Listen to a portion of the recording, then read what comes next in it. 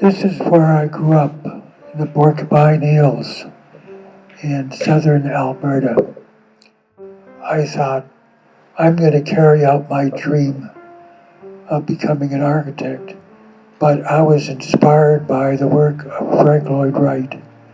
And I said, one day I'm going to go to Arizona and I'm going to meet that master. You have to understand that the knowledge of the universe is limitless compared to the limited knowledge of mankind. In this vast space of the unknown, there are unlimited possibilities for you to create.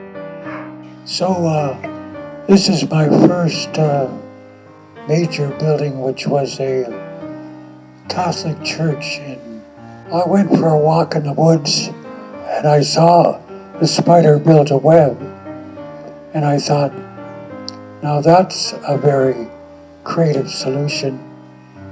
I'm going to have to build a web out of steel. And then it's not only important to create a building that works for the people and works for the environment.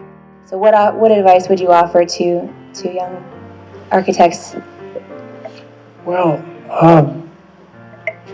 we have this marvelous gift of creativity, and we're constructed quite amazing to be able to have this imagination and this creative force that we have within us.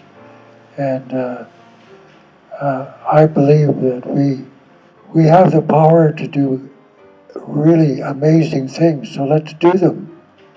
And everybody should speak from their hearts.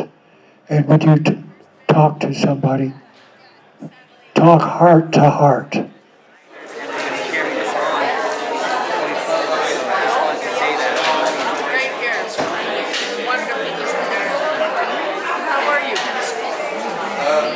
I'd like to say just a few parting words as we close out tonight. This school has been around, as you know, for 92 years. 92 continuous years.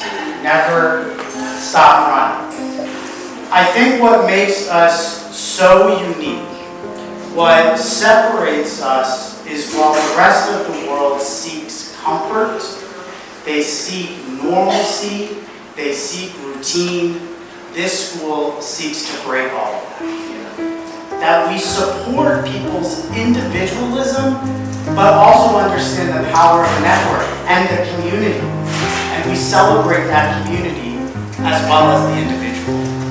I just want to thank you for being here tonight, for sharing in one another's companies,